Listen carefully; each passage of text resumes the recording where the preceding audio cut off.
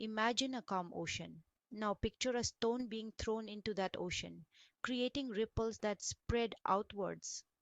These ripples are much like our thoughts, producing waves that travel through the vast ocean of the mind.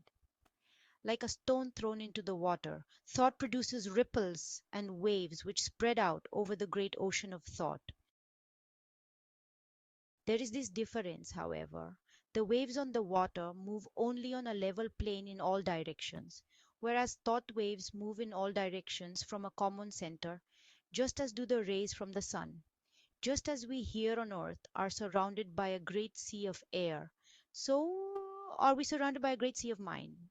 Our thought waves move through this vast mental ether, extending, however, in all directions, as I have explained, becoming somewhat lessened in intensity according to the distance traversed, because of the friction occasioned by the waves coming in contact with the great body of mind surrounding us on all sides.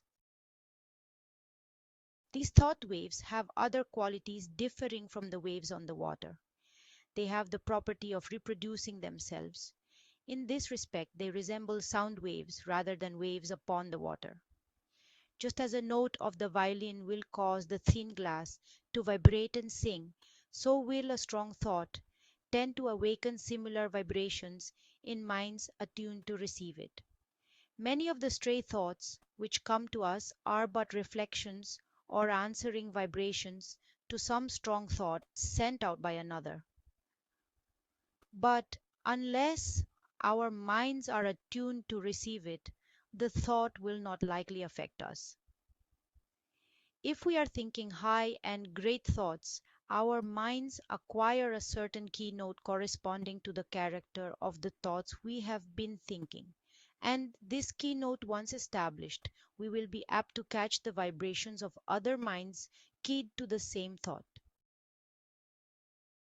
The man who believes thoroughly in himself and maintains a positive, strong mental attitude of confidence and determination is not likely to be affected by the adverse and negative thoughts of discouragement and failure emanating from the minds of other persons in whom these last qualities predominate. At the same time, these negative thoughts, if they reach one whose mental attitude is pitched on a low key, deepen his negative state and add fuel to the fire which is consuming his strength.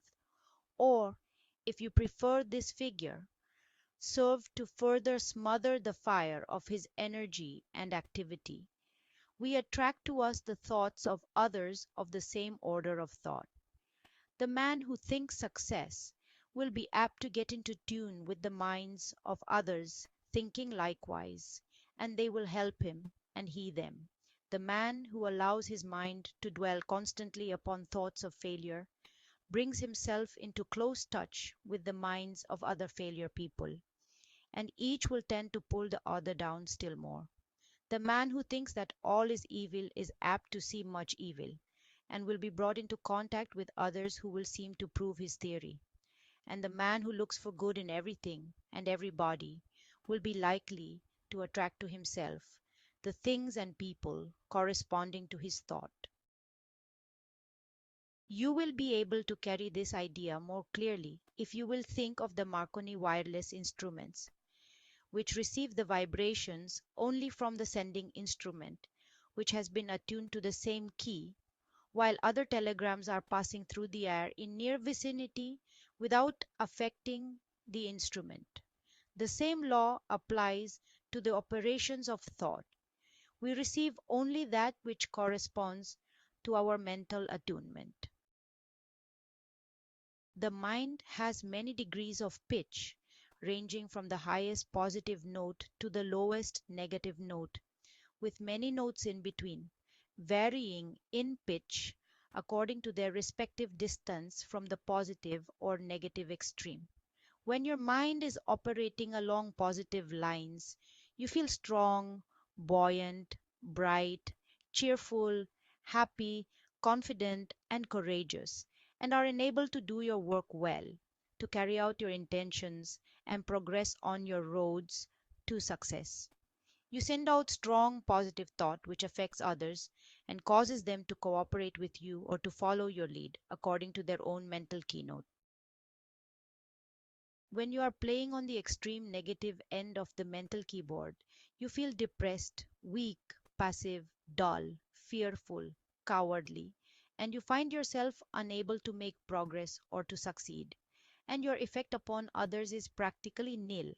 You are led by, rather than leading others, and are used as a human doormat or football by more positive persons.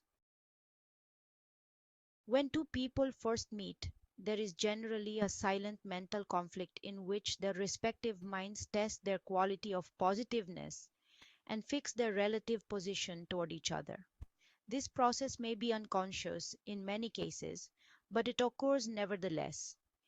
The adjustment is often automatic, but occasionally the struggle is so sharp, the opponents being so well matched, that the matter forces itself into the consciousness of the two people. Sometimes both parties are so much alike in their degrees of positiveness that they fail to come to terms mentally. They never really are able to get along with each other, and they are either mutually repelled and separate or else stay together amid constant broils and wrangling. But remember, you possess the power to raise the keynote of your mind to a positive pitch by an effort of the will. And of course, it is equally true that you may allow yourself to drop into a low negative note by carelessness or a weak will.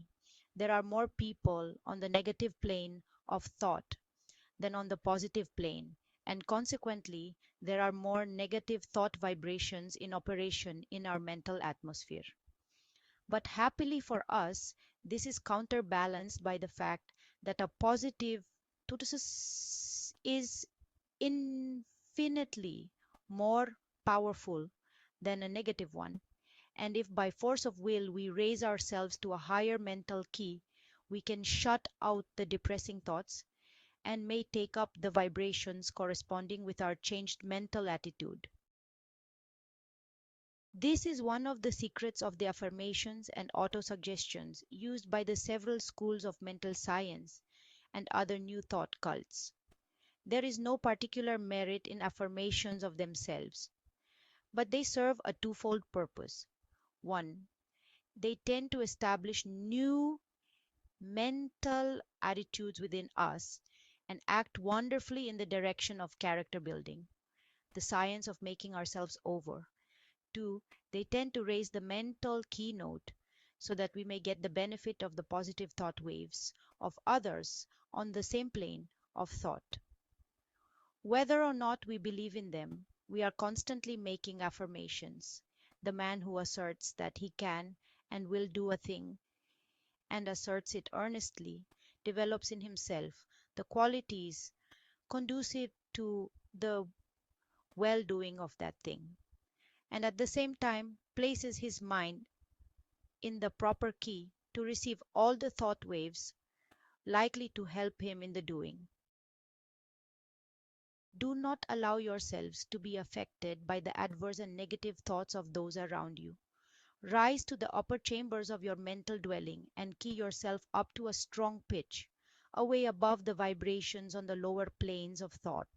Then you will not only be immune to their negative vibrations, but will be in touch with the great body of strong positive thought coming from those of your own plane of development. My aim is to guide you the proper use of thought and will, that you may have yourself well in hand and may be able to strike the positive key at any moment you may feel it necessary. Development of the will is very much like the development of a muscle, a matter of practice and gradual improvement. At first it is apt to be tiresome, but at each trial one grows stronger until the new strength becomes real and permanent. Many of us have made ourselves positive under sudden calls or emergencies. We are in the habit of bracing up when occasion demands, but by intelligent practice you will be so much strengthened that your habitual state will be equal to your bracing up stage now. And then, when you find it necessary to apply the spur, you will be able to reach a stage not dreamed of at present. Do not understand me as advocating a high tension continuously. This is not at all desirable, not only because it is apt to be too much of a strain upon you, but also because you will find it desirable to relieve the tension at times and become receptive that you may absorb impressions. It is well to be able to relax and assume a certain degree of receptiveness, knowing that you are always able to spring back to the more positive state at will. The habitually strongly positive man loses much enjoyment and recreation. Positive, you give out expressions. Receptive, you take in impressions. Positive, you are a teacher. Receptive, a pupil. It is not only a good thing to be a good teacher, but it is also very important to be a good listener at times. Thank you for watching. If you found this video insightful, don't forget to like, share, and subscribe for more content on the power of the mind.